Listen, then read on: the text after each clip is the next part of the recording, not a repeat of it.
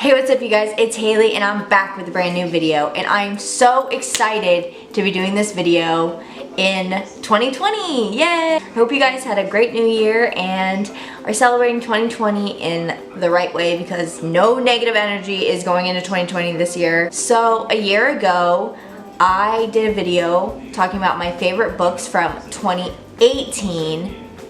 So I thought I would talk about my favorite books that I read in 2019 and some of the books that I am so excited to read in this upcoming year. And I brought all the books with me because I'm actually not at my house, at my sister's cat sitting. So not to give anything away, but these are the books. These are my top 5 favorite books that I read in 2019. So in honor of this new year of reading, we are going to talk about all the books I read in 2019. For 2019, I actually read 19 books. My goal was to finish the Pop Sugar Reading Challenge. If you've ever heard of that, I do it every year. And I've been doing it for the past like 3 years now. And I still didn't finish it. It was 44 books. And so I read 19. I kind of wanted to read at least 2 a month, which is 24. But that's my goal for 2020 is to read at least 24 books. And so far, I've started one and it's only the second. So I'm feeling good about where I'm at, but it's only been 2 days. None of these books that I'm going to talk about today are in order of how much I liked them. They were just, out of the 19 I read, they were my favorite 5. Plus I have a little extra. I just didn't bring the book with me. So I'm just going to pick, I have my eyes closed, all books are laid out in front of me right now. And I am just going to pick a random one because I don't know which one to talk about first because I'm so excited to talk about all of them. I'm going to talk about this one first. And it is, oh man, one of my top 5 favorite books of 2019 was All the Right Places by Jennifer Niven. You guys, I don't think you understand how much I freaking cried when I read this. So this book is about a boy named Finch and a girl named Violet. They both have their own issues, but they come together. They find peace with each other's company, and I can't really tell you anymore because it would give away literally everything. So just so you know, when you read this book, have a box of tissues and just be ready to cry because I sobbed in my bed at like midnight because I finished it and I was so sad that it was over and the ending and just everything. But I really liked this book because it's been sitting on my shelf for a really long time and I heard great things about it. A lot of people were talking about it and I was like, I should probably read it since I qualify myself as a big reader.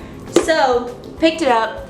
Everyone told me that it was one of their favorites and I was like, oh no, I'm in for a whirlwind, and I was right. So, All the Right Places, great novel, great story.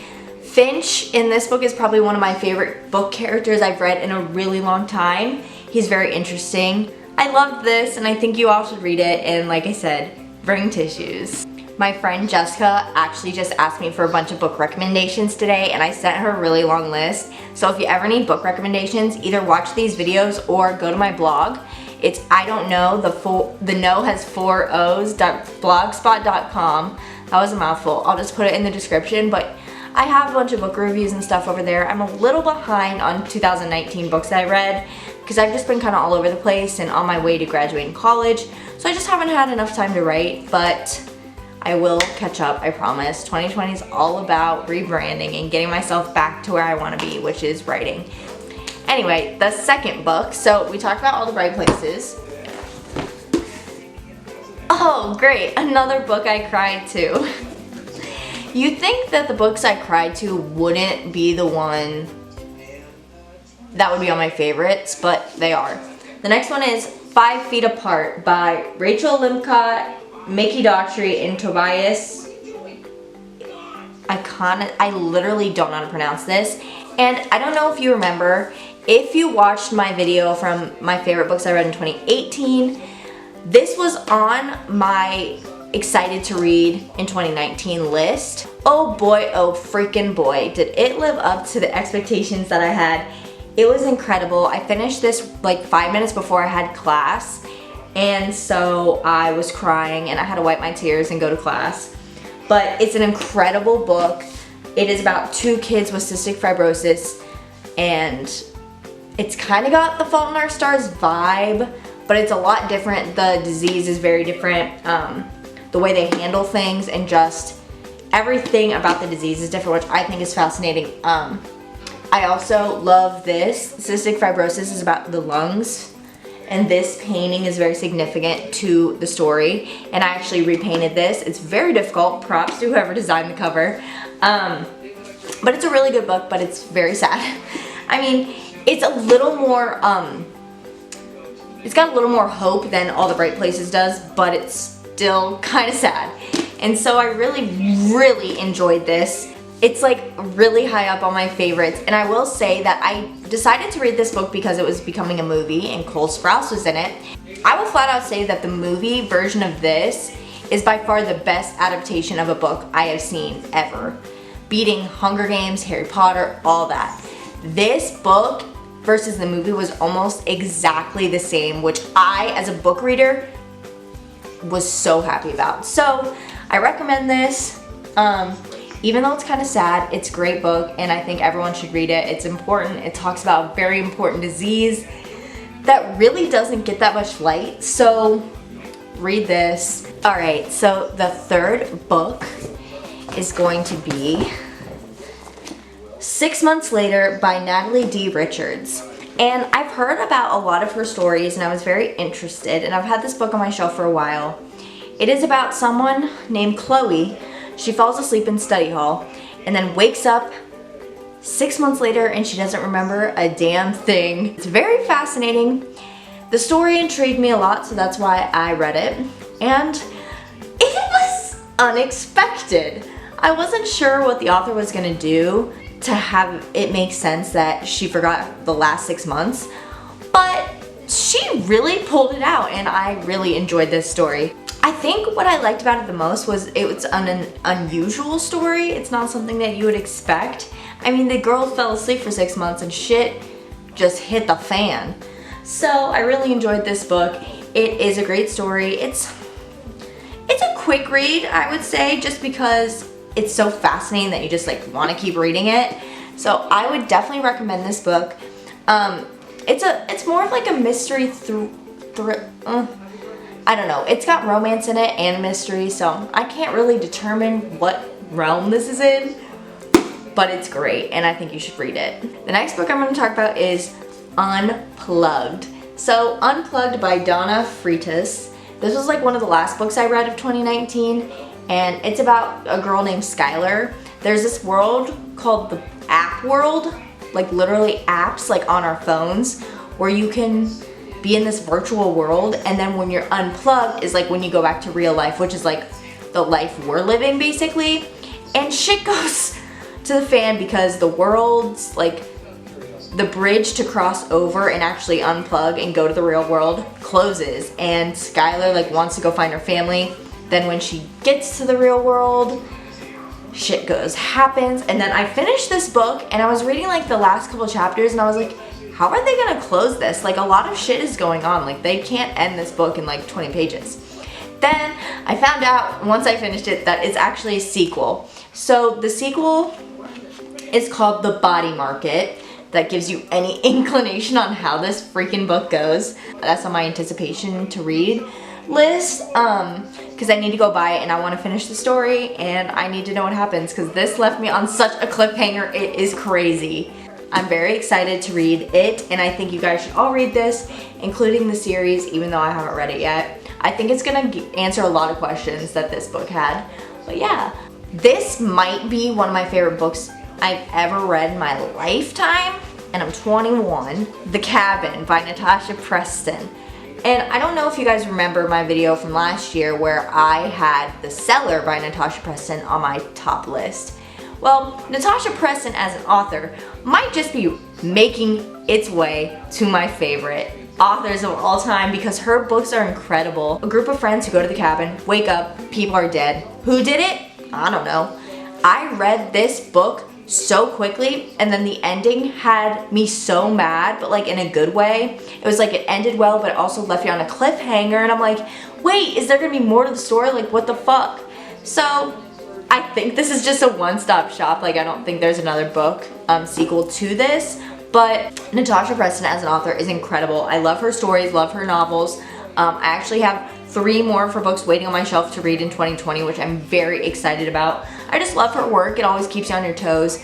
The reading is mature enough, but it's also simple enough to not get you like all confused or anything, which I know can be hard for people when they're trying to read if like shit gets way too advanced. And I do like that a lot of her stories can either have multiple character point of views or just one. This one happens to have one, and it was incredible. I like threw the book across the room after I finished it because I was just like so shook. Read this book because I recommend this one. So that's all my favorite books from 2019, and I read, like I said, 19 books. So like all the books I read this year were really, really great, but those ones were just like a smidge better. Before I get into anticipated reads, my last like favorite book I couldn't bring with me because there's 7, and it's like the reason why I'm wearing this shirt, I don't know if you can tell, it's Hermione, Ron, and Harry on the couch, and it has Friends because I love Friends, but I also love Harry Potter because this past year, one of my goals of 2019 was to read all 7 Harry Potter books because I never had before, and I did, and it was incredible. Holy shit.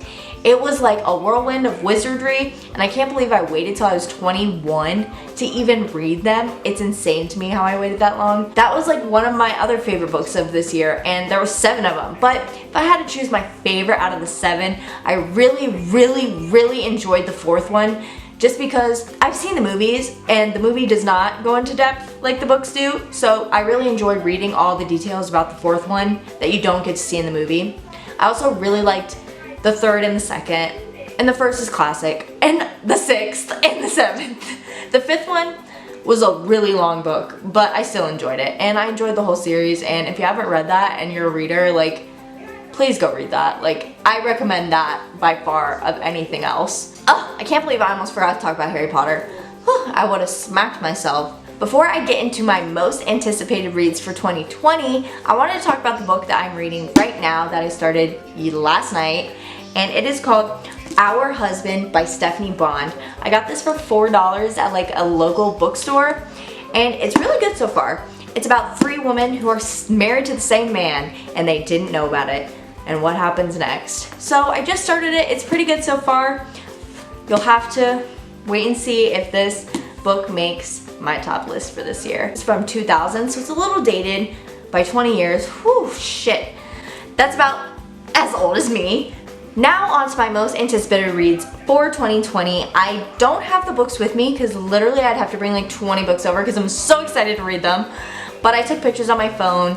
One of them is called Me Being Me is Exactly as Insane as You Being You by Hasak-Lowy. This book is a book made all in lists, which I thought was very fascinating. I found it at my local bookstore called The Book Loft in German Village, and I'm just fascinated. It's all in lists. So I'm just wondering how the story will go in that format. I've never read a book in that way, so I'm very anticipated to see what that is. I also have Misquitoland by David Arnold, and I'm anticipating to read this book because I've seen it everywhere I go, and all the time I thought about picking it up, but I just never did, and then I finally did. So I'm very interested to see if it was worth all the hype. So I've been having this series for a really long time on my shelf called The Uglies, and it has 3 books, or 4, but I have Uglies, Pretties, and Specials, and I'm really excited to dive deep into this series and finally read this book series this year, because usually I don't read series sometimes because I'll feel like I want to read them all, and sometimes it can get a lot. I read Harry Potter on a row, and that was a lot. It's kind of about a society where you change what you look like, I'm pretty sure. I'm fascinated by that type of reading, like dystopian, and I'm really excited to read those. If you guys have heard of All the Boys I've Loved Before, it's actually a novel.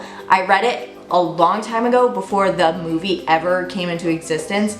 It's so good, you guys. And there's 3 books actually, and I've read 1 and 2, and I still haven't read 3. So I think I want to try to reread them all because they're really quick reads for me. Try to reread them all before the second movie comes out to really get my vibe going. But yeah, I really want to finish that series because it's been on my shelf for like a long time, so I need to finish that. I also have like Me Before You. There's 2 more books after that that I still haven't read that I really want to do. So a couple more books that I'm excited to read are more like single books, which I actually prefer to read. Like I said, series can get really complicated and really long if you aren't careful.